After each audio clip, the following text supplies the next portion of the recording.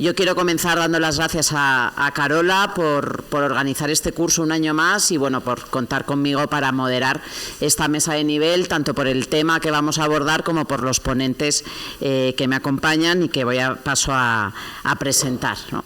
En primer lugar, a mi izquierda está Montserrat Torijano Noguerales, directora general de apoyo a víctimas del terrorismo del Ministerio del Interior.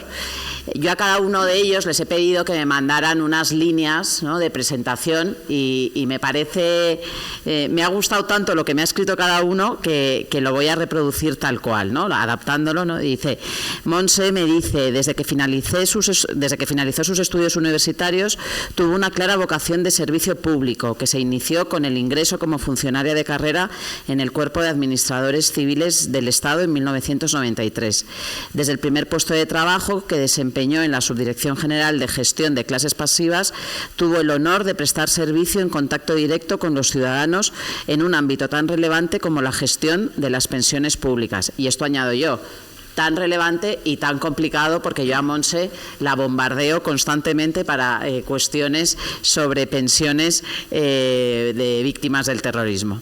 Desde siempre, como ciudadana, ha sentido una gran empatía hacia las víctimas del terrorismo.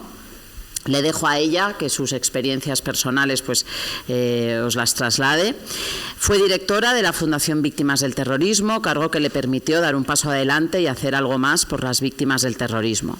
Actualmente, desde enero de 2020, es la directora general de apoyo a las víctimas del terrorismo del Ministerio del Interior y, como digo, yo como abogada de la Asociación Víctimas del Terrorismo y que he tenido el honor de conocer a Monse y en este periplo, pues es de agradecer la implicación de Monse en la defensa de las víctimas. Yo tengo que decir que está siempre disponible para cualquier cuestión. Es verdad que desde que ella es directora pues le ha tocado gestionar pues, los últimos atentados terroristas en los que ha habido víctimas y le ha tocado gestionar pues, la ejecución de la sentencia de los atentados de Barcelona y Cambrils, en el que tengo que agradecer el trabajo que desde la Dirección General se ha hecho para poder ejecutar esa sentencia y que todas las víctimas que han sido reconocidas con las dificultades técnicas, ¿no? Yo no comparto lo que se ha dicho aquí de que las víctimas han estado desamparadas, sino que los atentados de Barcelona y Cambrils tienen unas particularidades técnicas que han hecho que la ley, pues es verdad que no en todos los casos fuera aplicable en todos los supuestos, ¿no? Pero bueno, por parte de la Dirección General, mi reconocimiento público, Monse, por el trabajo que habéis hecho, ¿no? Me acompaña también Francisco Corina Rico, Coria, perdón, ya lo he escrito yo mal, jefe de la División Antiterrorista del CITCO, ya se ha hablado aquí del CITCO, el Centro de Inteligencia contra el Terrorismo y el Crimen Organizado. Ingresó en la escala ejecutiva como inspector de la Policía Nacional en el año 1993. Durante 17 años ha estado destinado en la Comisaría General de Información de la Policía Nacional, desempeñando distintas funciones operativas de investigación contra organizaciones terroristas. También ha trabajado en la Comisaría General de Extranjería y Fronteras como responsable del servicio jurídico de la misma. En el año 2016, tras su ascenso a comisario, ejerció durante más de 6 años como vocal asesor en el gabinete del secretario de Estado de Seguridad, asesorando en las materias de terrorismo, extranjería, migración, fronteras y derechos humanos.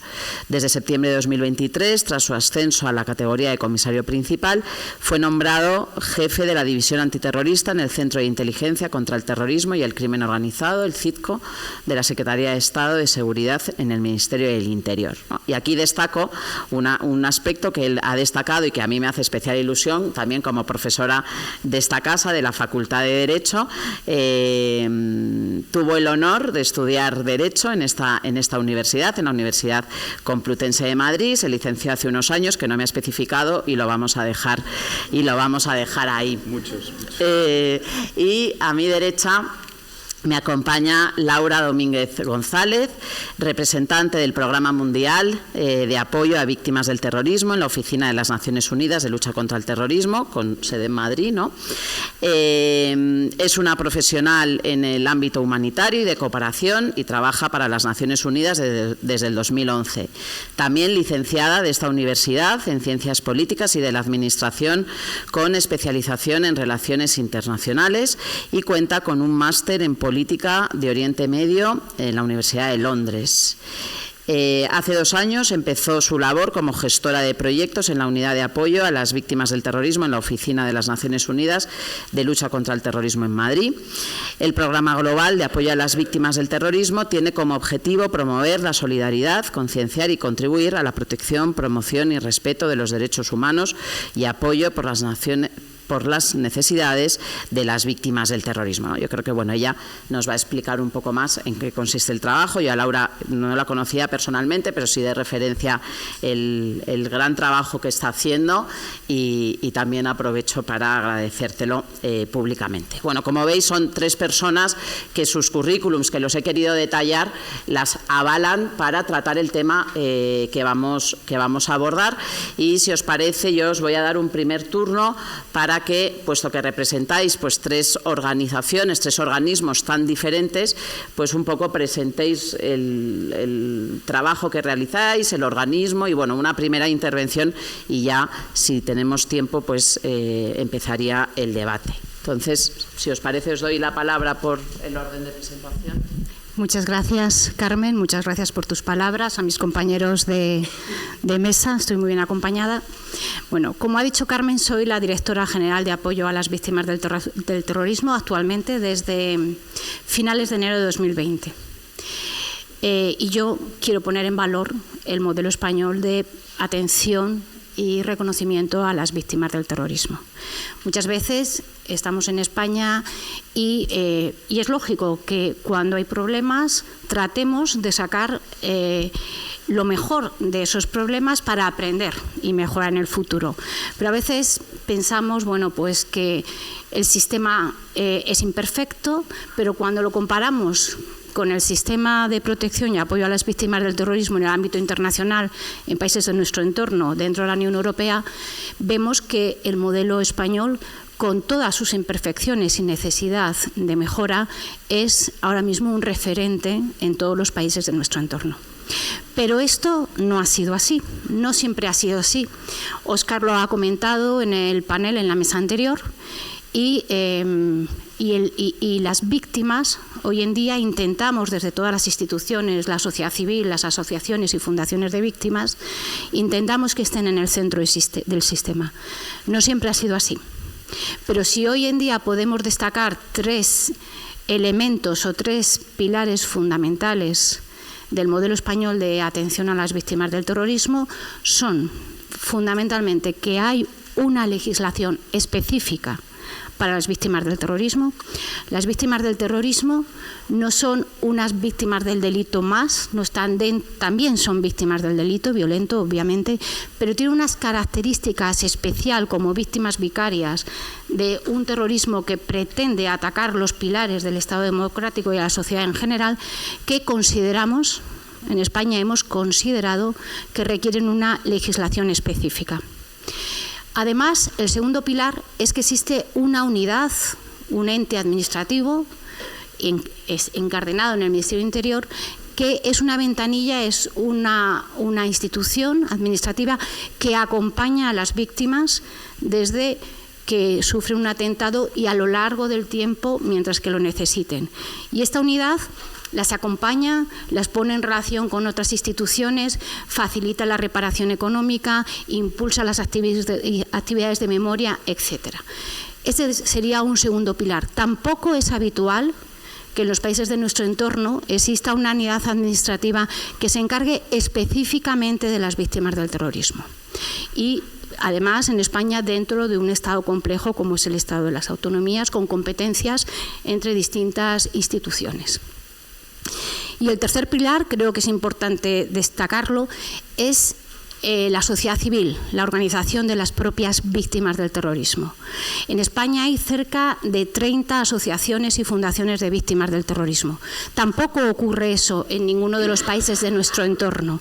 Y ese pilar es fundamental porque además fue el pionero. Es decir, España ha sido azotada por el terrorismo, ya lo han dicho varias personas, la subsecretaria en su inauguración, 1.400 víctimas mortales, más de 5.000 heridos, más de 10.000 afectados, entre familiares, etc.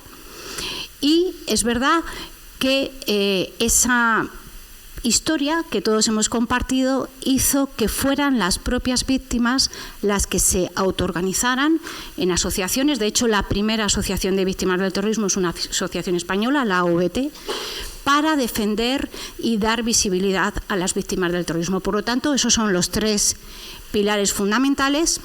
Y quiero decir que también, después de escuchar la ponencia inaugural del profesor Reinares, cuando ha hablado de las lecciones aprendidas de ese atentado del 11 de marzo, del que este año se cumple el 20º aniversario, cuando ha hablado de las lecciones aprendidas, bueno, pues una también de las lecciones aprendidas del atentado del 11M ha sido precisamente la creación de una dirección general, de una oficina de víctimas para dar una atención integral. Ha sido también avanzar en el modelo normativo de atención a las víctimas, evolucionando desde una ley muy importante, que es la Ley de Solidaridad del año 1999, a la actual Ley de Víctimas del Terrorismo, que es la Ley 29/2011. Y una de las lecciones aprendidas es que hay que atender a las víctimas desde el mismo momento en que ocurre el atentado, con los primeros intervinientes, que los cuerpos y fuerzas de seguridad son muy relevantes, esas actuaciones iniciales, para que después la ley pueda desplegar todos los derechos a los que tienen las víctimas del terrorismo, y que, por lo tanto, bueno, pues esa es una lección aprendida del 11M, que, por cierto, en la Dirección General hay una unidad, hay una psicóloga que nos acompaña hoy, Alicia, y una unidad de trabajadores sociales que fueron los trabajadores sociales. Se desplegó toda esta unidad precisamente como una necesidad que surgió a raíz de los atentados del 11M. Por lo tanto, un pilar también importante para la Dirección General es la atención psicológica. Trabajamos y lideramos la Red Nacional de Psicólogos con el Consejo General de la Psicología, con más de 300 psicólogos repartidos por todo el territorio nacional, para que puedan dar esa atención inmediata a las víctimas y a lo largo del tiempo que lo necesiten.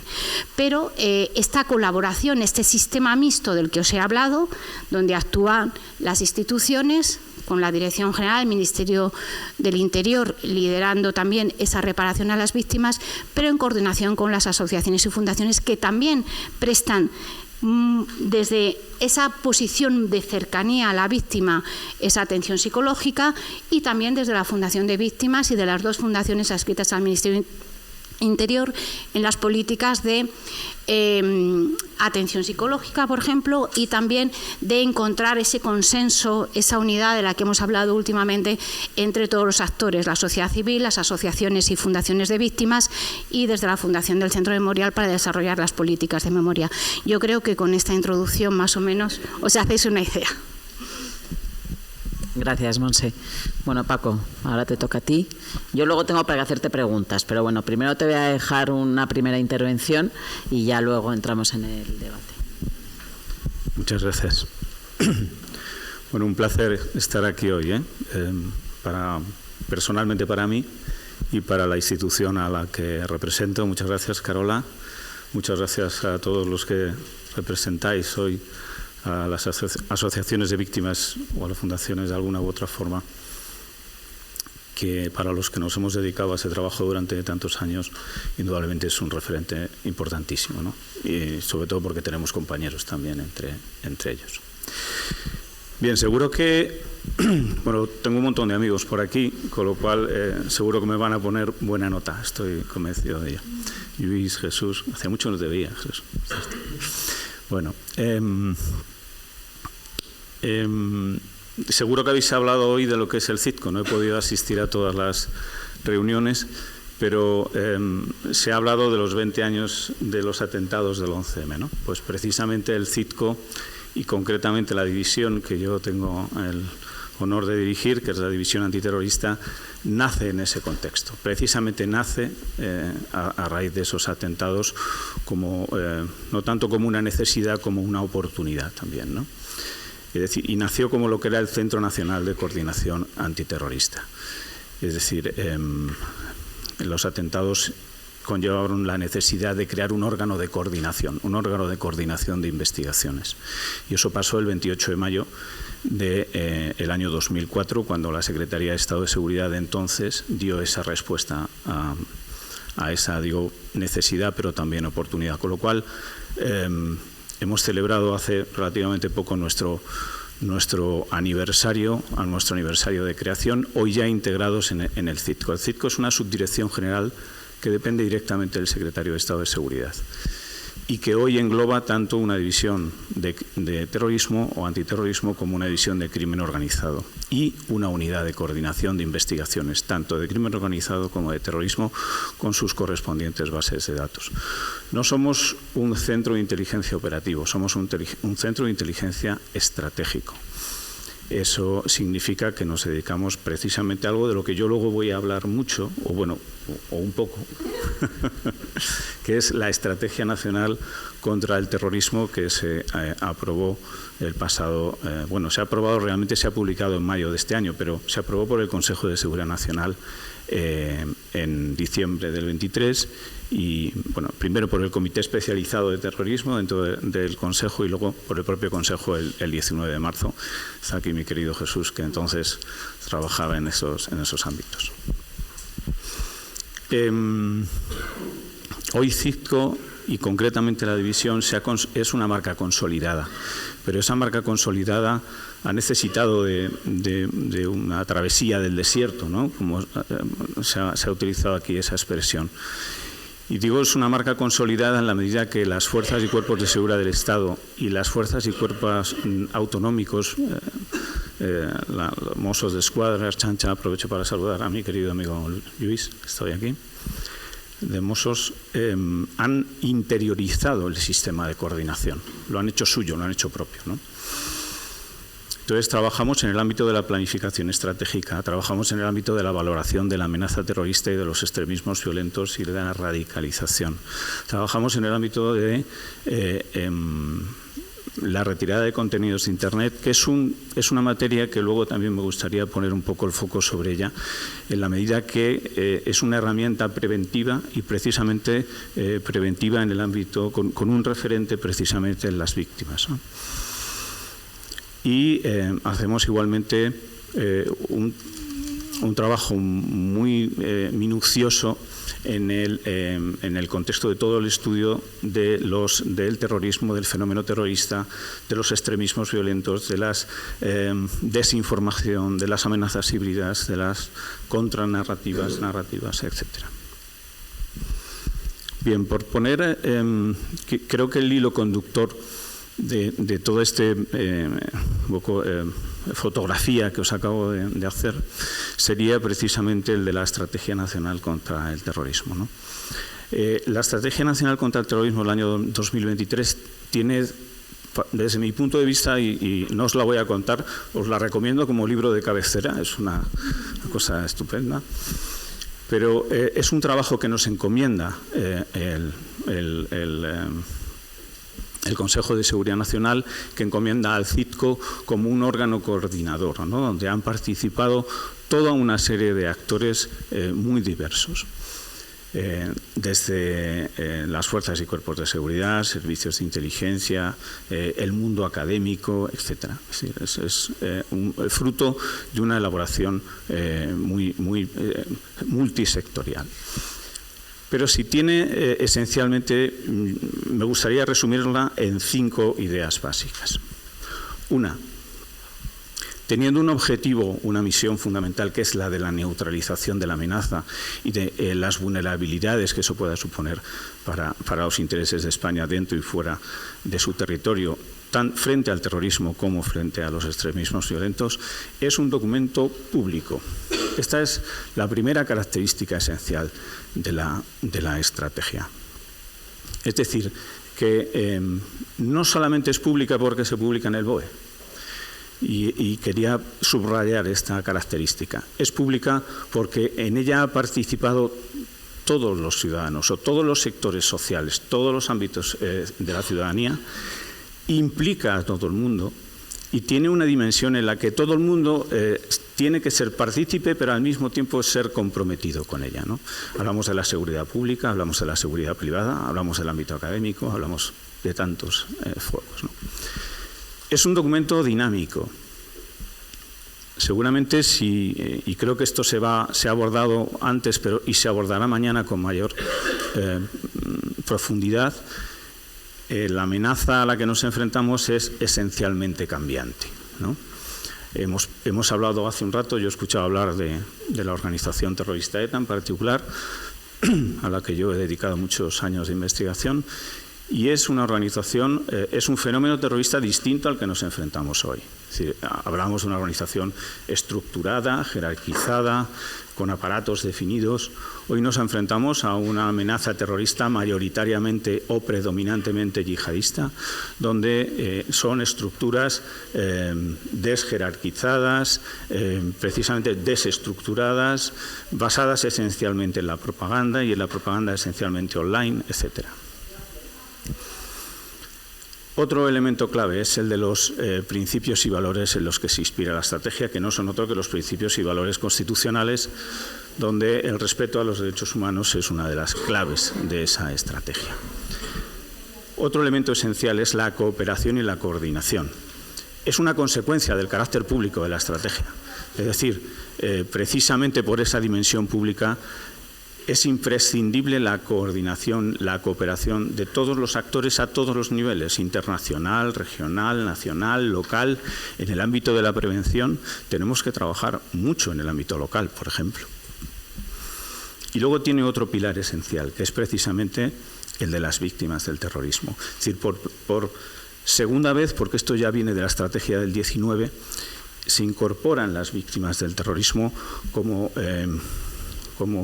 un instrumento, como una herramienta de prevención de la radicalización, de prevención del fenómeno terrorista y de contrarrestar las narrativas terroristas, ¿no? Más allá de lo que decía la directora, por supuesto, de ayuda, de apoyo, etcétera, ¿no? Pero entramos en esta otra dimensión donde el testimonio de las víctimas se convierte no solo en un referente ético, sino además también en un instrumento de prevención del terrorismo. Y yo creo que ya vale. Bueno, pero luego tendrás tiempo para profundizar, ¿no? Sí, bueno, yo también iba a añadir algo, pero bueno, lo dejamos después para el comentario. Le voy a dar la palabra a Laura, que además yo creo que al ser un organismo de cierta novedad, te vamos a escuchar con mucho interés para que nos expliques el campo de actuación. Fenomenal, pues haré lo que pueda.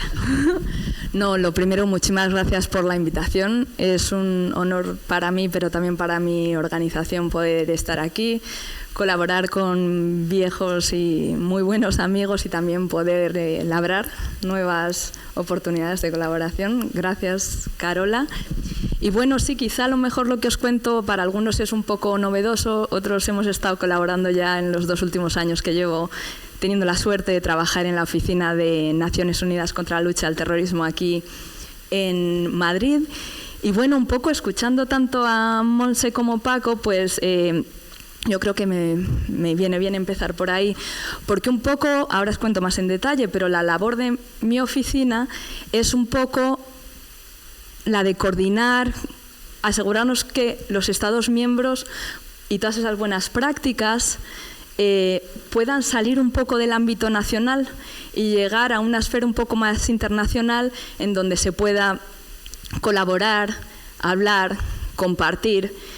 Y como todos sabéis, cuando hablamos del ámbito internacional es un ámbito pues, que es muy interesante, pero también es muy poco vinculante, ¿no? Ya si hablamos de derecho o de resoluciones de Naciones Unidas, que pueden ser realmente interesantes, pero también conlleva una intención de llevar todas aquellas cosas a cabo. Entonces, pues trabajamos en un ámbito realmente interesante, pero todo lo que hacemos, yo siempre digo que intentamos mejorar porque al final no tenemos ningún mecanismo realmente para imponer o apretar o ajustar a los pues que aquellas cosas que hacemos se lleven a cabo. Como os he dicho, trabajo para la Oficina de Naciones Unidas de Lucha contra el Terrorismo, que está en Nueva York, pero tiene oficinas de campo, que llamamos, y la oficina en Madrid se abrió hace 2 años. Se abrió aquí en Madrid, pues entre otras cosas siempre se elige, que ahora os cuento un poquito los diferentes programas, se elige qué llevar a cada oficina en función de lo que nosotros podamos aportar, pero también en función de lo que nosotros podamos aprender. Y en el caso de mi presencia aquí como representante del programa de víctimas, de apoyo a las víctimas en Madrid, es, pues por todo lo que comentaba Montse, de el gran conocimiento y las tan buenas prácticas que España, a raíz de una historia muy dolorosa, ha tenido que desarrollar y llevar a cabo. Y no estoy hablando solo a nivel estatal, sino también a nivel sociedad civil y asociaciones de víctimas, porque tengo la suerte de trabajar con muchos de vosotros, ¿no? Entonces os cuento, nuestra oficina, en Naciones Unidas hay 2 tipos de organismos. Uno que son las oficinas, que trabajan más bajo el secretario general Gutiérrez, y es un poco tema de estrategia, coordinación, un poco más a ese nivel. Y luego tenemos las agencias. Las agencias son mucho más operacionales, en terreno, dando servicios específicos. Entonces nosotros formamos parte de una oficina que es de las más nuevas de todo Naciones Unidas. Aparecimos en el 2017, lo cual es maravilloso porque, por una parte, fue la primera reforma que, cuando Gutiérrez tomó puesto y cargo, decidió que él quería una oficina específica y especializada para la coordinación y la cooperación en temas de lucha contra el terrorismo a nivel mundial. Entonces, pues realmente se ve que el secretario general tiene un interés realmente porque hay algo más concreto. Por otra parte, al haber llegado los últimos y haber ya varios actores que estaban trabajando en el ámbito de la lucha contra el terrorismo desde el 2006, que se había salido lo que es la primera resolución y pacto mundial de colaboración en temas de la lucha contra el terrorismo, pues meter allí la cabeza y decirle a unos que ya habían estado trabajando de diferentes maneras, con diferentes iniciativas, que ahora veníamos nosotros a coordinar y a un poco a asegurarnos, pues, que la respuesta fuera coordinada y tuviera impacto, pues también es una labor ardua, pero lo intentamos. Entonces, pues como os digo, tenemos un subsecretario general que trata de todos los temas relacionados con la lucha contra el terrorismo. Nosotros, cuando se creó esta estrategia de la lucha contra el terrorismo allá en el 2006 y luego el Pacto Mundial, se trataban de 4 temas fundamentales en los que se pretendía que los Estados de Naciones Unidas colaboraran, ¿no? Uno era atajar las condiciones que nos llevan tanto a la violencia extremista como al terrorismo. O sea, había que trabajar juntos, pasar inteligencia y discutir de cuáles eran los temas y asegurarnos que había una colaboración en ese sentido. Otra era poner medidas, no simplemente saber qué pasa, sino poner medidas que atajara todo aquello, también con la colaboración internacional que eso requería.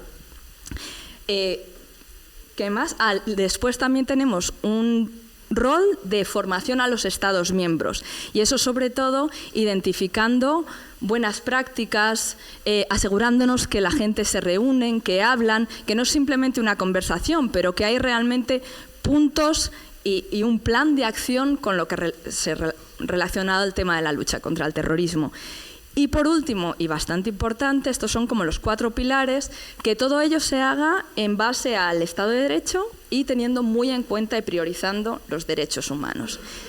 Después, muchos años después, estos 2006, en el 2017, llegamos nosotros con una serie de funciones puntuales que básicamente es liderazgo y estrategia, ¿no? Pues que es un poco asegurarnos de que los Estados miembros se reúnen, asegurarnos de que esa resolución se revisa, que está al día, que tiene relevancia, que hay un plan de acción, que estamos... El segundo punto que tenemos que hacer es coordinación. Pues asegurarnos, tenemos 193 estados de Naciones Unidas, 8 grupos que trabajan en temas relacionados con, o working groups, que llamamos en temas relacionados con temas de lucha contra el terrorismo. Por ejemplo, nosotros formamos parte de uno que es de Estado de Derecho, Derechos Humanos y Víctimas del Terrorismo. Luego había varios puntos focales y millones de iniciativas que cada uno, con toda la mejor intención del mundo y seguramente con bastante impacto, pues estaban llevando a cabo, pero eso no había ningún tipo de coordinación. Entonces, pues un poco eso es algo que hemos venido a intentar hacer. Y bueno, con eso un poquito nosotros trabajamos con los 4 pilares de la estrategia, las diferentes cosas que tenemos que hacer nosotros, que también incluye lo de la capacitación y formación a Estados miembros. Pues la idea es que nuestra oficina un poco vea un poco qué tipo de cuestiones están pasando a nivel internacional, y luego os cuento mucho más en detalle lo que hacemos en el equipo de víctimas, y ver cómo pues que haya una estrategia común y que no sea simplemente una estrategia, sino que haya un plan de acción, que haya una serie de reuniones a todos los niveles y que lo que se haga a nivel mundial, o sea, a nivel nacional, no quede aislado, sino que todo eso se pueda traspasar y que pueda pues como llegar a todo el mundo, o por lo menos tener conocimiento, que luego cada uno, en función a lo que puede, en el momento en el que está, pues vaya mejorando pues la legislación en relación, o creando legislación que avale los derechos de las víctimas, o que poco a poco pues vaya creando un plan de asistencia que sea relevante, que no tiene que tener todos los componentes, pero que se vayan creando los aspectos que vayan mejorando, ¿no?, en función a estas buenas prácticas. Y bueno, y nosotros, Naciones Unidas, la oficina está en Nueva York, tiene 7 oficinas por todo el mundo, una de ellas es Madrid. Tenemos también presencia, pues una persona representante en sitios que creemos que es relevante, pero normalmente trabajamos desde Nueva York. Nosotros, y luego os cuento un poquito más, pero desde el equipo de víctimas trabajamos, tenemos 4 líneas de trabajo. Una está muy centrada en la memoria, la dignidad y la solidaridad con las víctimas, y llevar eso a nivel internacional. La otra está muy vinculada con coordinación y políticas, coordinar a los Estados miembros, pero también a las asociaciones, para que tengan esa plataforma en la que puedan pues eso, compartir prácticas, incluso también a las víctimas, y luego os cuento. Luego el tercer pilar es el de formación y dar, pues por ejemplo, tenemos un proyecto donde hemos recogido todas las buenas prácticas a nivel legislativo, la mayoría vienen de España, y es como un dossier de diferentes, ¿cómo se diría?, provisiones legislativas. Sí, y en función al contexto, dónde estás, qué te puedes permitir y cuáles son las oportunidades, pues que puedas ir recogiendo y utilizando aquellas prácticas, ¿no? Y lo último está más relacionado con el tema visual y de la comunicación, que es realmente donde damos visibilidad y una plataforma a las víctimas para que con sus voces, sus testimonios, no solo aportar al proceso para algunos sanador, ¿no?, y de también poder hacer algo a través de su testimonio, y el tema de las counter-narratives, las narrativas. Sí, y eso es un poquito lo que hacemos. Me he extendido un montón, pero luego seré más breve. Oye, gracias Laura, muy interesante. Yo quería preguntarle a Montse, has puesto en valor efectivamente nuestro modelo pionero, ¿no? Laura yo creo que también lo ha explicado muy bien, ¿no? Al final nuestra experiencia o trágica experiencia pues ha hecho que en lo que se refiere a la protección y al apoyo a las víctimas del terrorismo, pues el modelo español sea pionero. Aquí ya se ha hablado, y yo creo que todos los que estamos en esta sala somos conscientes, y Paco ha hecho una mención, la evolución del fenómeno terrorista, ¿no? Y también la evolución en los atentados que en España pues hemos ido sufriendo, ¿no? Y yo creo que una de las particularidades, por ejemplo, del atentado de de Barcelona y Cambrils y de las dificultades a las que nos enfrentamos, pues fue precisamente pues la naturaleza de los atentados que ahora se están realizando en Europa, ¿no? Múltiples víctimas de muchas nacionalidades, muchas de ellas extranjeras, ¿no? O sea, no residentes en el país, que sufren el atentado, y es un poco pues una de las particularidades y las dificultades a las que hubo que enfrentarse en el atentado de Barcelona. Muchas víctimas extranjeras que estaban de paso en Barcelona, muchas de ellas, en el caso de los heridos, y esto yo lo cuento por experiencia propia de víctimas a las que hemos tenido que atender en la asociación, que ese mismo día, o sea, fueron heridas en la Rambla y ese mismo día tenían los billetes de avión para volver a sus países, ¿no? Y entonces, pues claro, no quedaron registradas en ningún lado, y después ha sido muy difícil ese reconocimiento. Monse, yo creo que lo decía un poco por esto, la importancia de la labor de esa primera asistencia, ¿no? Entonces, yo quería, Monse, preguntarte sobre la importancia ahora de esa cooperación internacional, cómo se está. En la Dirección General me consta que tenéis muchos trabajos de cooperación. Bueno, pues un poco en este ámbito, ¿qué nos puedes contar? Muchas gracias, Carmen. Bueno, sí, efectivamente, de cada atentado se extraen lecciones para mejorar el sistema. Eso es evidente. Ojalá no hubiera atentados de los que extraer lecciones, pero cuando ocurren hay que extraer lecciones y mejorar. El atentado en las Ramblas y en Cambrils fue un atentado complicado, también lo había sido el de Niza, y en Francia habían ya sufrido atentados semejantes. Y uno de los elementos diferenciadores frente a los atentados terroristas de ámbito, vamos a decir, más locales, en los que España, los cuerpos y fuerzas de seguridad y el Ministerio de Interior tenían más experiencia, es la existencia de muchas víctimas transfronterizas. Sabéis que el sistema de atención a las víctimas español reconoce tanto a las víctimas españolas o residentes en España que sufren un atentado en España, como a las víctimas españolas que sufren un atentado fuera de nuestras fronteras. Bien, pues el atentado también, el 11M, fue así, también tuvo esa derivada de que hubo muchas víctimas transfronterizas, y ahí hay que poner en contacto el sistema de atención a las víctimas del país donde tiene lugar el atentado con las autoridades, las instituciones de los múltiples países de los que son residentes o nacionales esas víctimas. Entonces, en primer lugar, yo creo que es muy importante que en la Dirección General de Víctimas del Terrorismo, las instituciones, las asociaciones, pero las instituciones estemos coordinados desde el mismo momento en que ocurre el atentado. Obviamente son los cuerpos y fuerzas de seguridad los que tienen que estabilizar el lugar del atentado, determinar cuál es el lugar del atentado, pero en cuanto que esas primeras medidas de estabilización tienen lugar, es muy importante identificar a todas las personas que están en el lugar y a la hora del atentado. ¿Por qué? Porque son los cuerpos y fuerzas los primeros intervinientes, pero al final es un juez el que determina quién es una víctima del terrorismo. Porque efectivamente el que tiene lesiones físicas o psíquicas consecuencia de un atentado, si además el juez dice que la naturaleza de los hechos son terroristas, pues es una víctima del terrorismo. Pero evidentemente la justicia española es muy garantista, como debe ser, pero tiene unos plazos. Y el legislador ha querido, por necesidad, que haya una respuesta política, una respuesta institucional para que esas víctimas sean tratadas y sean reparadas en el momento más temprano posible.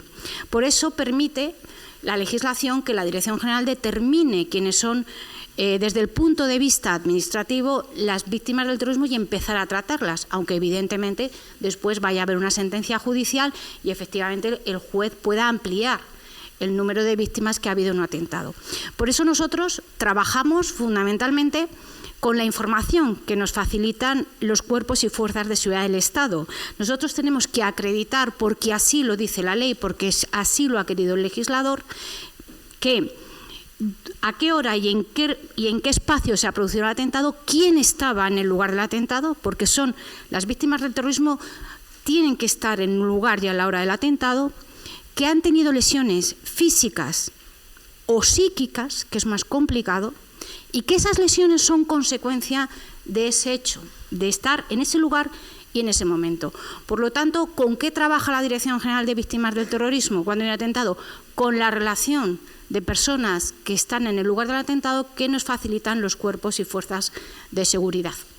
Y si ese listado es incompleto o si ese listado le falta documentación, pues ahí vamos a tener una falla en poder desplegar todo el potencial de nuestra legislación hacia todas las víctimas que hayan podido estar en el lugar del atentado. Obviamente, después, como he dicho, la competencia para determinar quién es y quién no es víctima del terrorismo son los jueces y los tribunales.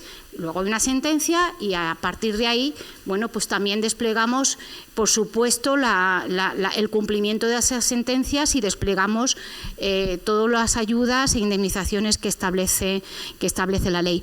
Pero como veis, bueno, pues dependemos de esos primeros momentos y dificulta mucho la atención a las víctimas el hecho de que sean múltiples, de que haya víctimas de múltiples nacionalidades y tener que estar en contacto con las autoridades de múltiples países. Por eso, uno de los elementos, he querido explicar un poco la dificultad, ¿no?, de cuando sea un atentado como el de las Ramblas y Cambrils, para que veáis también qué está impulsando España durante la presidencia del Consejo de la Unión Europea del año pasado. Uno de los objetivos era mejorar la coordinación para atender a las víctimas transfronterizas y lo que se ha hecho dentro de la Unión Europea es crear una red de puntos de atención a las víctimas del terrorismo.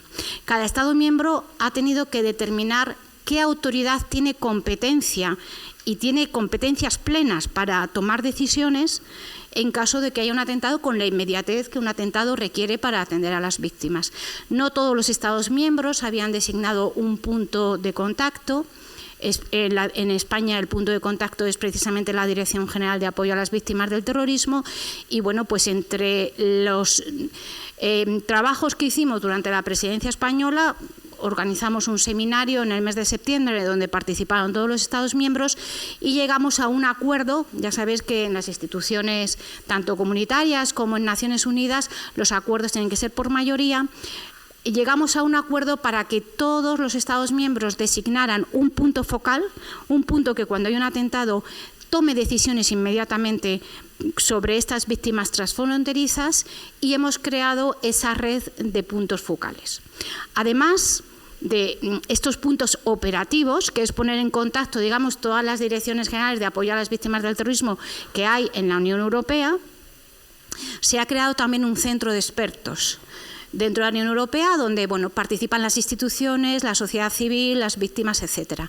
Y ese es un foro de debate para compartir buenas prácticas, para compartir problemas, para compartir dificultades y también para dar formación, como ha dicho además Laura, sabiendo que cada Estado miembro está en un momento distinto de apoyo y de reparación a las víctimas del terrorismo, que no todos tenemos el mismo sistema legislativo, el mismo sistema institucional, la misma organización de la sociedad civil y de las propias víctimas en asociaciones y fundaciones, pero bueno, dentro del momento en que cada uno de los Estados miembros está, pues este centro está trabajando para dar formación y para poner en coordinación estas necesidades y las buenas prácticas.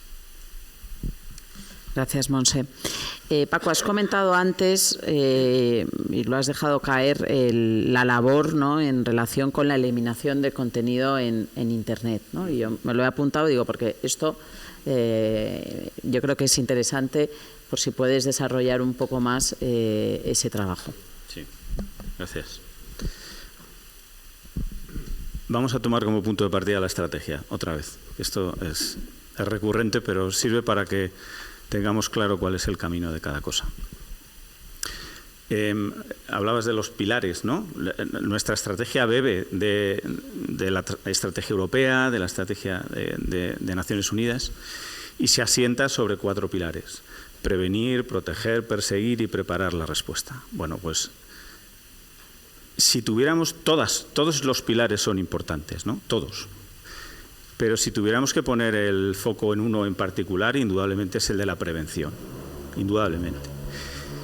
Y la inmensa mayoría del trabajo que llevamos a cabo, casi todos, está enfocado a la prevención. indudablemente perseguir el delito, preparar la respuesta, donde el tema de las víctimas cobra una dimensión importante, ¿no? Pero a la hora de abordar la lucha contra el terrorismo, y quizá deberíamos hacerlo extensivo a los extremismos violentos, si bien es cierto que no tenemos todavía muy definido qué consideramos extremismos violentos, asiente Carola, con lo cual debe ser verdad, pero sí tenemos que poner mucho el foco en la prevención, ¿no? Y además hoy creo que hablábamos fundamentalmente de prevención. Bien, a mí me gustaría, por tanto, bajar ahora de las musas al teatro y este documento político estratégico que es la ENCOT, pues trasladaros cómo hay herramientas concretas sobre las que trabajamos todos, y cuando digo todos digo actores esenciales para nosotros desde el CITCO, que son la Guardia Civil, la Policía Nacional, los Mossos, Ertzaintza, CNI, etcétera. Digo, bajar a herramientas concretas de prevención, ¿no? Nosotros tenemos un plan estratégico nacional. Os prometo que voy a bajar al suelo, pero tenemos un plan estratégico nacional de lucha contra la radicalización violenta, ¿no? Y ese plan, precisamente, que se asienta sobre 9 esferas que están, pues, en el ámbito de la educación, en el ámbito penitenciario, en el ámbito de la cooperación internacional, etcétera. Bien.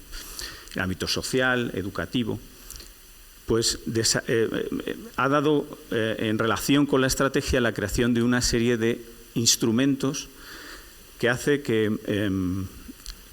luchemos directamente contra focos de radicalización o contra gestos, síntomas de radicalización.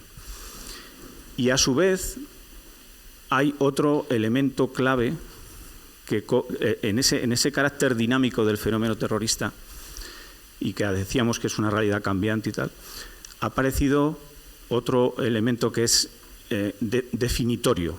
Si una cuestión definitoria es la prevención, en la lucha contra el terrorismo y los extremismos violentos, también lo hago extensivo, es la propaganda.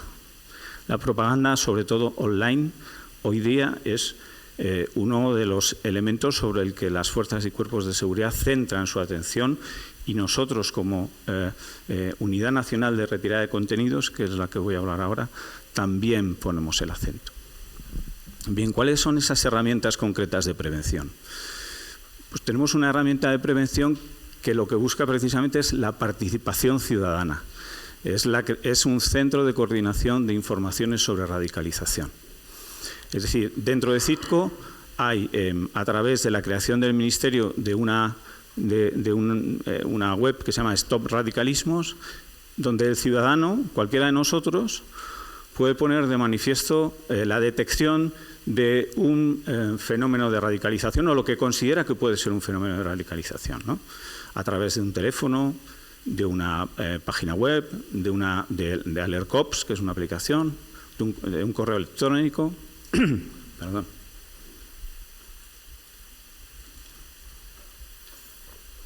Puede informar de la existencia de esa alerta temprana, ¿no?, de determinados gestos, tics de radicalización en distintos ámbitos, ya sea vecinal, educativo, tal. Esto no hay que verlo como puede ser visto desde otros países de nuestro entorno como una especie de ojo que te vigila, ¿no?, sino donde, sobre todo en el ámbito educativo o en el ámbito social, determinadas tics son puestos de manifiesto. Voy a dejar para el final el de los contenidos. Tenemos otra herramienta de prevención sobre la que trabajamos. Bueno, ¿cómo se canaliza esto? Por cerrar la explicación anterior. Una vez que nosotros recibimos esa llamada o ese comunicado, hacemos una mínima labor de identificación, una mínima labor de investigación muy pequeña, porque dije que no somos un centro operativo, y lo que hacemos, esa información, es trasladarla en virtud de criterios de competencia territorial a Policía Nacional o a Guardia Civil. Y son ellos los que hacen esa investigación y que tiene continuidad o que no la tiene. Y doy fe de que muchas sí la tienen. Hay otra herramienta clave de prevención, porque hay otro elemento esencial de radicalización y sobre el que todos tenemos una preocupación importante, que es el de prisiones, ¿de acuerdo? Muchas de las personas que están siendo condenadas por delitos de terrorismo, en la actualidad mayoritariamente yihadista, pero la ley habla de delitos de terrorismo, el artículo 106 del Código Penal, se les imponen por parte del tribunal sentenciador medidas de libertad vigilada. Es decir, una vez que cumplen la condena, son puestos en libertad con una serie de medidas de libertad vigilada. Pues bien, desde CITCO se creó un grupo técnico a partir de una instrucción conjunta de la Secretaría de Estado Civil y la Secretaría General de Instituciones Penitenciarias. Se crea un grupo técnico de valoración de riesgos de excarcelados, ¿de acuerdo? Donde participan todas las fuerzas y cuerpos de seguridad, instituciones penitenciarias, CNI, y recientemente, y desde CITCO nos congratulamos por ello, las instituciones penitenciarias de Cataluña. Es decir, ya participaban los Mossos d'Esquadra y la Ertzaintza, pero recientemente, desde el mes de mayo, instituciones penitenciarias de Cataluña también participa en esta labor, en esta tarea que hacemos. Por eso, si recordáis, yo ponía el acento en la cooperación y en la colaboración institucional a todos los niveles, ¿no? Pues este es un caso de esos. Y dejo para el final el de la propaganda, porque precisamente es el que nos lleva a la retirada de contenidos. Desde el año 2015, en Europa se crea la IRU, que es la Internet Referral Unit, que es la unidad de retirada de contenidos de Internet, ¿no? Nosotros llevamos todos trabajando en esto desde esa época, y en el año 2015 CITCO es nombrado punto focal. Pero en el último Real Decreto de Estructura del Ministerio del Interior, que es de marzo de este año, febrero de este año, 24, no me acuerdo, bueno, es de este año, parece que es de marzo o febrero, se crea o ya se le da nombre a la Unidad Nacional de Retirada de Contenidos, que eso se asienta en CITCO. ¿Qué significa esto? Y os ruego que pongáis en el horizonte lo que os hablaba de la propaganda, ¿no? La propaganda es el elemento clave hoy día de las organizaciones terroristas, predominantemente, ya digo, el yihadismo, pero también de los extremismos violentos. Pero hablamos de contenidos terroristas. No vamos a entrar en la disquisición de qué es una cosa y qué es la otra, porque no es el objeto de hoy.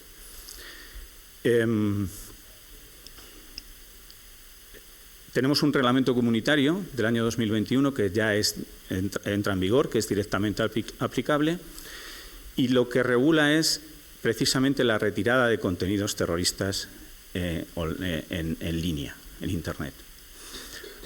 ¿Por qué la importancia de la propaganda? Hoy día, cualquiera que se asome a la investigación del fenómeno terrorista yihadista necesariamente tiene que partir de la monitorización de fuentes abiertas. Es una herramienta clave, es esencial. Hay, por supuesto, otras líneas de investigación, eso es indudable, pero esta es una de ellas. El legislador ha creado delitos, tipos penales, es profeso para esto, que es el autoadoctrinamiento, el adoctrinamiento, etcétera, ¿no? No vamos a entrar tampoco, porque no soy, en la... ¿Te ríes? No vamos a entrar hoy en la calificación de ese tipo de delitos o no, tal, pero la realidad es que la conducta típica está ahí y la realidad es que hay sentencias que condenan por este tipo de acciones y que obviamente las fuerzas y cuerpos de seguridad tienen que seguir trabajando sobre ese tema. Bien, pues tenemos una actuación en el ámbito de la prevención, precisamente, que es el de la retirada de contenidos. Podemos identificar los contenidos hoy día son los que inspiran la radicalización esencialmente, ¿vale? Es decir, hay factores disruptores, factores catalizadores de la radicalización, el conflicto de Hamás en Israel, la quema de los Coranes en algunos países del norte de Europa, el conflicto en el Mar Rojo, son determinados catalizadores que impulsan o inspiran la radicalización y fundamentalmente llevan a que las grandes organizaciones terroristas, especialmente Daesh, pero también Al-Qaeda, utilicen eso como un elemento de inspiración que al final ya no es solamente contra el pueblo judío, contra el pueblo hebreo, sino se convierte en una occidentalización de la amenaza, etcétera, etcétera, ¿no? Bien. Pues tenemos una herramienta de prevención que es identificar contenidos de Internet, ya sean a partir de plataformas, a partir de redes, a partir de canales, etcétera. Aquí tenemos varias, sería muy denso porque el reglamento es largo, pero esencialmente tenemos dos grandes herramientas. Una es, y perdonad por el anglicismo que se llama los Referral Action Days.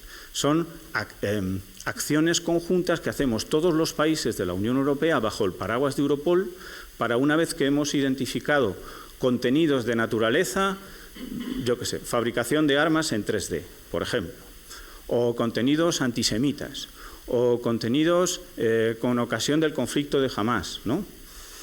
Es decir, aquí lo que demandamos y trabajamos es a partir de la colaboración con los prestadores de servicios, TikTok, Meta, etcétera, etcétera. Y generamos una serie de contenidos de distinto tipo. Los cuerpos son los que consideran si es o no oportuno su retirada, salvando que sea objeto de una investigación, y a partir de ahí, con la colaboración de las operadoras, se retiran contenidos Internet. Esto ya lo hemos empezado a hacer a partir del año pasado. Y en toda Europa se hicieron 5.500 y pico retiradas de contenidos a través de estos Referral Action Days, ¿vale? Donde España es protagónica. Es decir, somos un país, y miro sobre todo a Marta, a Lluís, creo que hay un compañero también de Guardia Civil, porque somos, junto con Citco y Ertzaintza, muy activos en la retirada de contenidos. Tenemos otra herramienta que son órdenes de retirada administrativas, que podemos generar, en este caso desde Citco, directamente sobre un determinado contenido en cuestión, sin necesidad de judicialización, con carácter administrativo. Bien, quería citar estos tres ejemplos como muestra de ejemplos concretos, de tocar el suelo, de cómo trabajamos y cómo se lleva a cabo esa prevención, y sobre todo con el telón de fondo de la radicalización, de la prevención de la radicalización desde el ámbito de la propaganda, que me parece muy importante. Gracias. Bueno, me he reído porque tenemos los tipos penales, pero las sentencias nos cuestan. Que nos cuesta que los jueces entiendan el adoctrinamiento y el autoadoctrinamiento, que lo hemos estado aquí comentando con compañeros, y es verdad que aunque lo tenemos, ¿no?, y cada vez nos lo ponen más difícil, ¿no? Y entonces yo creo que esto hay que darle una vuelta al Código Penal y a los tipos penales, ya con un poco de bagaje de experiencia, y adaptarlo a estas cuestiones que efectivamente nos has planteado, ¿no? Bueno, le cojo el guante a Paco. Yo ya te estoy llamando Paco, te he conocido hoy, pero es como si fuéramos íntimos.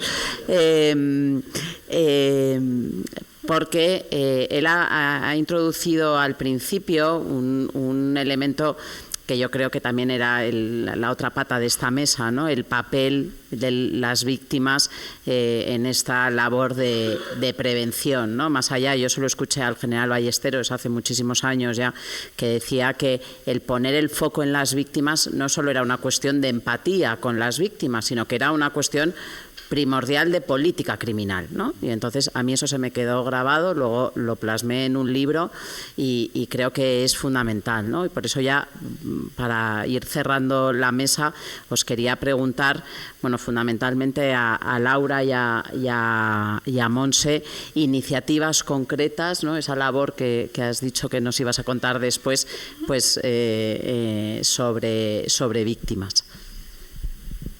Sí, no, muchísimas gracias y gracias a mis compañeros, interesantísimo, la verdad, y muy relacionado con lo que hacemos también nosotros. Y sí, gracias por la oportunidad también de contar un poquito qué hacemos nosotros de una manera un poco más concreta. Empiezo por un poco arriba, como ha hecho Francisco, con el tema de la estrategia y demás, y las resoluciones, para luego ir a contaros muy en detalle qué es lo que hacemos, y sobre todo con el foco en el rol de las víctimas, la importancia y por qué nosotros les ponemos al frente de todo lo que hacemos, y realmente llamamos por la participación activa, ¿no? Y una estrategia basada, informada en las experiencias, vivencias y recomendaciones de las víctimas. Con esto de la resolución os lo digo porque yo cuando entré en Naciones Unidas en la Oficina de Lucha contra el Terrorismo, aunque no debería, sí que me sorprendió que realmente hubiera una unidad dedicada para atender para los derechos y las necesidades de las víctimas, ¿no? Porque yo creo que a nivel nacional, quizá no tanto en España, pero lo que sí veo a nivel internacional es que el foco está muy centrado pues eso, en la prevención, pero sobre todo en la seguridad, la prevención, a lo mejor un poquito de inmediatamente después del atentado, un servicio inmediato, quizá básico a las víctimas y ahí se acaba todo, ¿no? Entonces también estoy contenta de contaros también que una de las resoluciones de Naciones Unidas que no se le escapó tampoco, luego pues otra vez no es vinculante, pero está ahí, sí que es del 19, hace un llamamiento a los Estados miembros a una coordinación y colaboración para el apoyo a las víctimas, lo cual pues es un poco la base de todo lo que hacemos, ¿no? Y a mí me gusta porque empieza diciendo, o hablando del tema y la importancia de hacer frente a la deshumanización del terrorismo, ¿no? Entonces yo creo que esto es importante, que partamos de ese punto, que el terrorismo va mucho más allá y realmente pues los afectados son también las víctimas directas, porque lo que vemos también mucho a nivel de Naciones Unidas no es solo el tema de seguridad, sino también el tema del apoyo que se da al tema de la reintegración, la rehabilitación, importantísimo y fundamental, pero no sin olvidar a las víctimas directas, ¿no? Y esto un poco para deciros que hay una resolución, un interés de realmente trabajar con y por las víctimas. Os puedo contar un poco en función a lo que las diferentes pilares, un poco lo que hacemos en temas de iniciativas, y como os he dicho, el primero se centra, está un poco más centrado en el tema de la memoria, la dignidad y la solidaridad. Ahí tenemos un par de actividades o de iniciativas concretas. Una de ellas es la instauración del Día Internacional de Víctimas del Terrorismo a nivel mundial, que se celebra el día 21 de agosto, una fecha un poco, pero es la que nos tocó porque es una serie de procesos y te dan el día, pero pues esto es un llamamiento a la sociedad global a recordar a las víctimas. Y a raíz de eso ha habido muchos países, España sabemos que lo instauró mucho antes que nosotros, pero sí que es verdad que a raíz de ese llamamiento, de darle la importancia, de hacer un evento, de que lo lideren víctimas, que haya testimonios, que haya iniciativas, que se presenten, que el secretario general le dé esa relevancia, ¿no? Pues sí que hay, pues de alguna manera sí que se reconoce la necesidad de la memoria, ¿no? Y a esa memoria que liderada por las víctimas. Y entonces una cosa, luego también bajo ese pilar, por ejemplo, de memoria, dignidad, recuerdo o simplemente dar voz y protagonismo a las víctimas, nosotros hemos empezado en el 22 lo que llamamos el Congreso Global de Víctimas del Terrorismo. Y esto podía ser una cosa muy institucional a nivel del secretario general, ministros, delegaciones, pero no. Nosotros nos aseguramos que todas las delegaciones o todos los Estados miembros trajeran una víctima al Congreso. Hubo un día único y específico dedicado a víctimas, para las víctimas, porque una lección que hemos aprendido es que las víctimas nos dicen que una de las cosas que más les ha gustado, más les ha ayudado del Congreso fue el día ese específico en el que pusimos un día para que las víctimas, las asociaciones tuvieran su momento de ellos conectar, compartir, porque obviamente en España el fenómeno terrorista de las víctimas, pero conectar con una persona de Kenia o de Filipinas que seguramente ha tenido muchos recursos, muchísimo menos apoyo, y el hecho de ver a otras víctimas, pues que hacer crecer esa comunidad, ¿no?, de apoyo y pues la verdad que ha sido algo que hemos visto que a la gente realmente le ha ayudado. El Congreso también, como os decía, no es una cosa de ministros y jefes de Estado, es básicamente poniendo las víctimas su testimonio, haciendo un call for action, ¿no? Un llamamiento a que realmente pase algo protagonizado por víctimas. Y es un encuentro pues, de víctimas, asociaciones, Estados miembros, donde tienen un mismo espacio, donde se pueden discutir de los temas que las víctimas han considerado prioritarios, ¿no? Entonces, la creación de esos espacios y dar la voz. Luego, en el segundo pilar, que es el de, ¿cuál es? El de coordinación y cooperación y estrategia, pues hemos intentado crear o ayudar a crear grupos como el grupo de víctimas, grupo de amigos de víctimas del terrorismo, que lidera España, Irak. Y bueno, eso es que se reúnan los Estados miembros, que hablen de temas específicos, que lleven a cabo no actividades, pero bueno, que reflexionen sobre los temas de relevancia y realmente intenten hacer cosas que de una manera coordinada, en cooperación, que tenga sentido, estar informados. Esto no solo a nivel Estado miembro, también trabajamos mucho con las asociaciones de víctimas y las víctimas individuales. Tenemos una red grande a nivel mundial y ahora, gracias a una contribución por la cual estamos muy agradecidos de España, vamos a llevar a cabo un proyecto que es la Red de Asociaciones de Víctimas Mundial, que lo que intenta, porque otra vez no es que los Estados miembros hablen y digan qué es lo que las víctimas y las asociaciones necesitan, es también tener esa plataforma al nivel asociaciones y víctimas en donde ellas se puedan beneficiar de actividades o de buenas prácticas o puedan compartir sus historias y puedan también crear una serie de recomendaciones o tener un espacio también un poco para que haya cierta influencia o reconocimiento, una plataforma más global. Y eso es otra cosa que estamos intentando hacer. El tema de formación y capacitación, tenemos varios proyectos, pero os hablo de uno que acabamos de implementar en Filipinas y ahora nos vamos a Nigeria, que es lo que os he comentado antes del documento con todas las prácticas que hemos recogido, muchas vienen de aquí, y eso es un documento pues, que, por ejemplo, en Filipinas, hemos ido a Filipinas, tenían mucho interés, tenían en tema de víctimas del terrorismo casi nada, pero sí que tenían planes existentes en donde se podía incorporar y legislación que se podía revisar para que diera cabida a víctimas del terrorismo. Y entonces pues hemos ido allí con nuestro el libro de buenas prácticas, hemos hecho un poco una investigación y un análisis de qué es lo que tienen, dónde están y cómo pueden pues un poco mejorar y sobre todo incluir la participación de víctimas y asociaciones, y durante 6 meses con 2 formaciones y pues les hemos ayudado un poco a ver dónde están, qué de lo que nosotros ofrecemos pueden recoger y les puede aportar, y la verdad que ha sido una experiencia que de verdad se ha quedado muy corta. Estamos viendo a ver si podemos recaudar más fondos para seguir con la fase 2, porque sí que ha habido un interés, una acogida y sobre todo lo que ha sido muy interesante es que diferentes departamentos dentro del gobierno estaban haciendo diferentes cosas, pero entre ellos no existía coordinación alguna y las víctimas y las asociaciones pues ni se les había ocurrido que tendrían algo que decir. Entonces, el hecho de que, pues eso, asociaciones, víctimas, el gobierno se sentaran allí juntos y decidieran, oye, esto es importante, ¿cómo podemos incluir?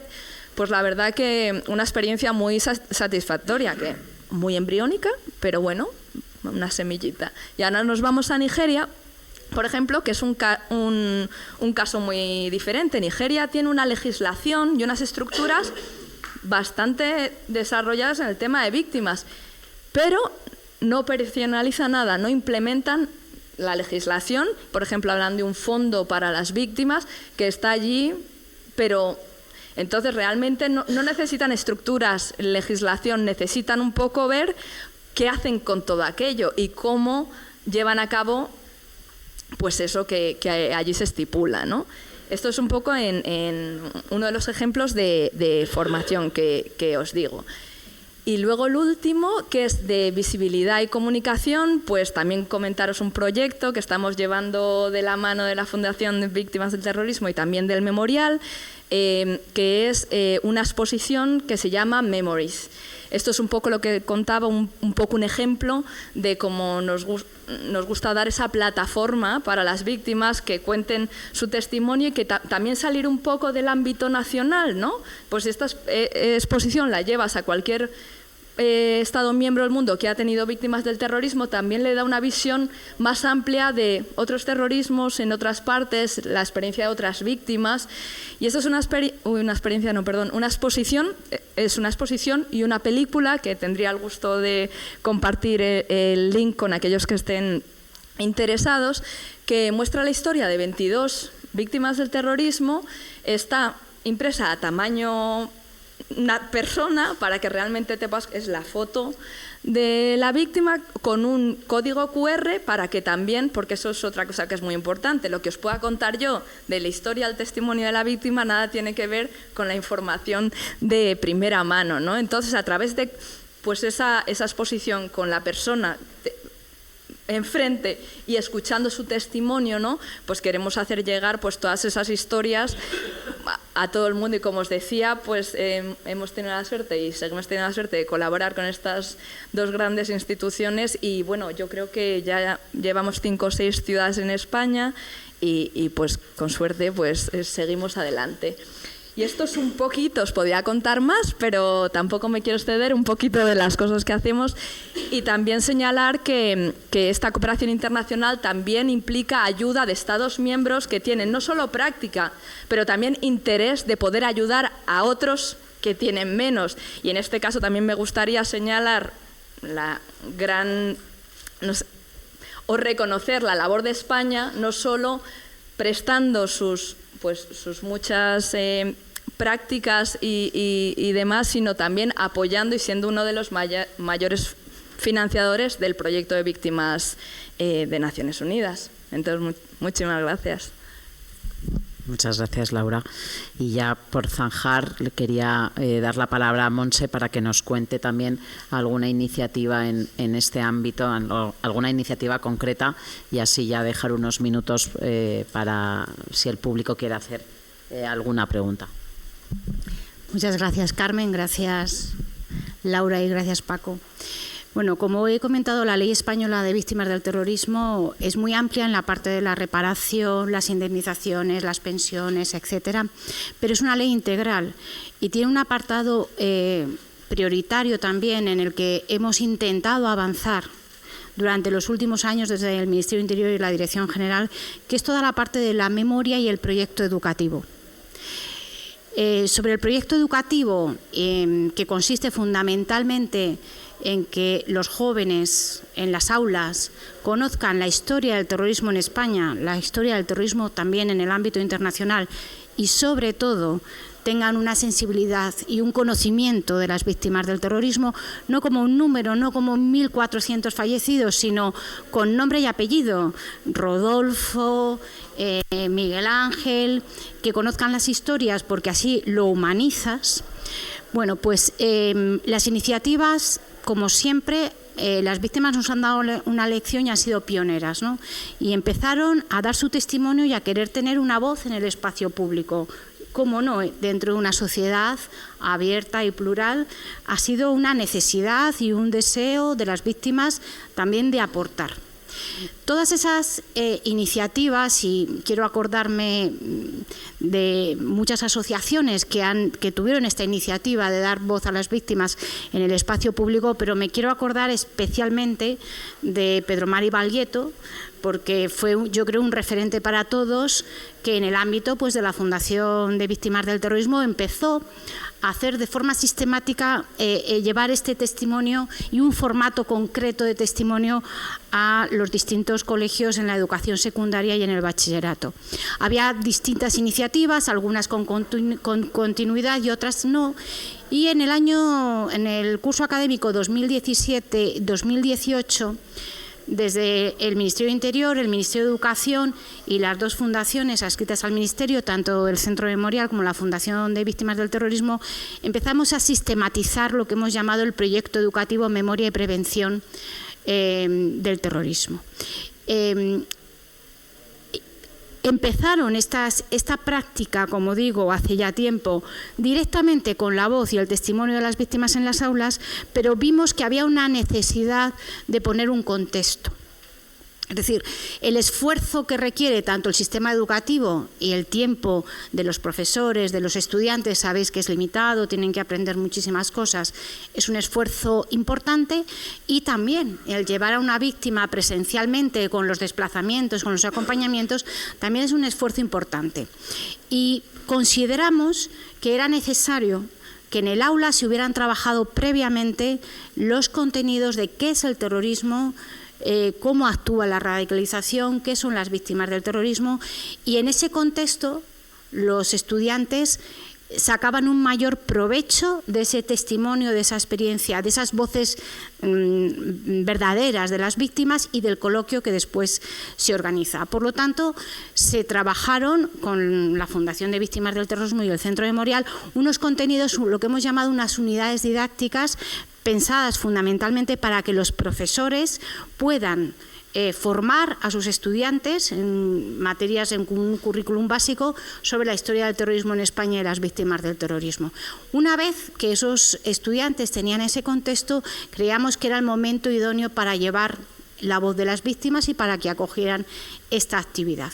¿Qué se hizo desde el Ministerio de Interior? Bueno, pues se contactó con todas las víctimas a través de las asociaciones, víctimas que no estén asociadas a nivel particular, para ver quiénes querían participar en este proyecto. Es un proyecto exigente para las víctimas, pero yo creo, y aquí hay muchas personas que participan en este grupo de víctimas educadoras, que también es reparadora para ellas. Para nosotros, desde la Dirección General, buscamos varios objetivos.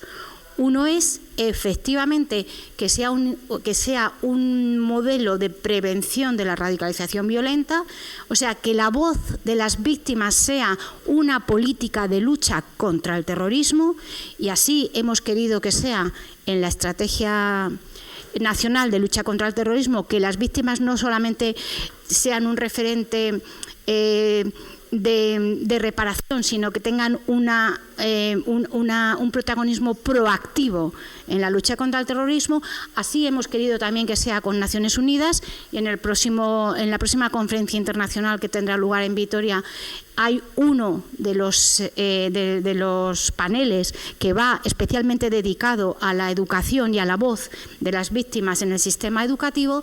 Y bueno, con esta masa crítica, con estas personas que habían sufrido el terrorismo, que voluntariamente querían participar, les dimos una formación para estructurar su intervención, para afrontar el diálogo con los estudiantes, para afrontar la respuesta de preguntas difíciles, que las hay, y prepararlos para enfrentarse a esta actividad reparadora, pero además que es un instrumento, como digo, de lucha contra el terrorismo, igual que son las políticas de memoria. Desde el curso académico 2017-2018 hasta ahora, 50 víctimas del terrorismo han participado en este colectivo, en esta actividad de víctimas educadoras. Hemos llegado a más de 400 colegios y han asistido a un testimonio en directo de las víctimas del terrorismo en las aulas más de 30.000 alumnos. Lo que hacemos normalmente, empezamos con un proyecto piloto en la Comunidad de Madrid, cuando una comunidad autónoma, que como sabéis son quienes tienen las competencias educativas, ya está rodada, ya ha funcionado, lo terminamos dejando ya en manos de las autoridades educativas de esa comunidad autónoma, pero el proyecto lo implantamos muy directamente a través de la Dirección General de Apoyo a las Víctimas del Terrorismo con el colectivo de víctimas educadoras, y estamos llegando a ya muchísimas comunidades autónomas. Por ejemplo, una práctica de éxito fue en la Comunidad Valenciana, que empezamos un año con esta idea, con entonces la consejera de Interior, de Justicia e Interior, y al año siguiente habían llegado a no sé si eran 200 colegios, una cuestión así. Es verdad que es costoso llevar el testimonio directo, llevar a una víctima. Es verdad que también es el mejor sistema, porque entablar un diálogo con los estudiantes, que es muy impactante el interés que tienen, es lo más eficaz, pero también somos conscientes de que hay que ir con otros instrumentos como testimonios grabados, que los profesores los puedan manejar en el aula, etcétera. Sin embargo, también, y para acabar, quiero comentar que es importante no tener una intuición de que las cosas funcionan. El fenómeno terrorista tiene muchas caras, Paco lo sabe, y queríamos saber si esta actividad, que también tiene esa parte de reparación para las víctimas, era eficaz, tenía un impacto en la radicalización violenta o no. Y el año pasado encargamos un estudio precisamente a la Universidad de Navarra, lo lidera una persona que además vendrá mañana para moderar la mesa de las víctimas, creo que está por aquí, está María Jiménez por ahí.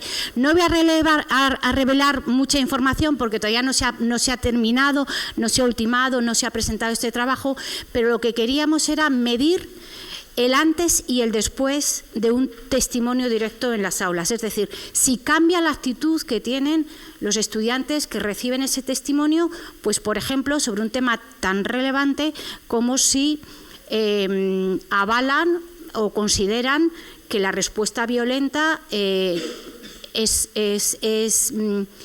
legítima, ¿no?, para defender una idea política.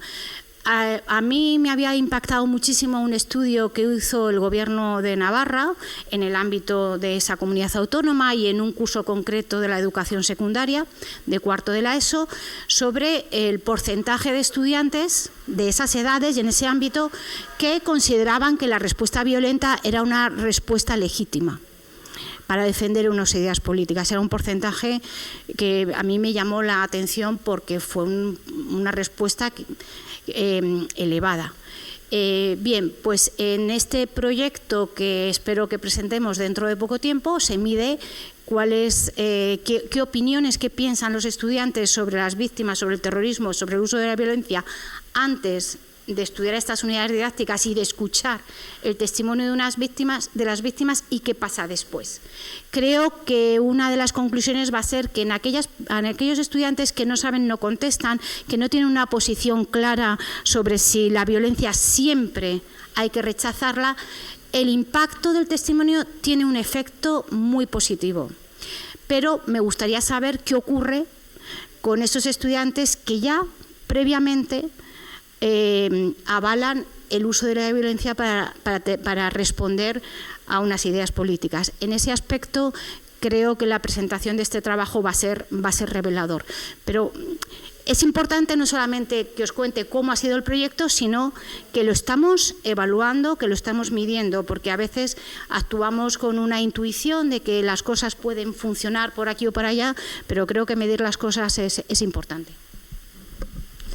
Pues muchas gracias, Monse. Nos quedamos con ganas de saber ese resultado y yo, bueno, antes de dar el turno por cerrar, yo creo que esta mesa es la plasmación de un avance en nuestro modelo de reconocimiento a las víctimas, ¿no? Lo estaba pensando, tenemos 3 representantes de 3 organismos, no cualquier organismo, Naciones Unidas, el Ministerio del Interior, CIDCO, que nos han venido a hablar de la importancia de la centralidad de las víctimas, ya no en lo que yo decía antes, como por empatía, por deber moral con las víctimas de asistirlas, ¿no?, sino como herramienta de prevención, ¿no? O sea, por lo tanto, creo que estamos dando un paso más en nuestro modelo asistencial a las víctimas, en nuestro modelo de poner el foco, el centro en las víctimas del terrorismo, y para alguien que se dedica a defender a las víctimas, pues reconozco que me agrada especialmente, ¿no? Creo que tenemos muy pocos minutos, pero si hay alguna pregunta, ya es mala hora, nos queremos ir a comer, pero bueno, si alguien quiere hacer alguna pregunta, no lo voy a cortar.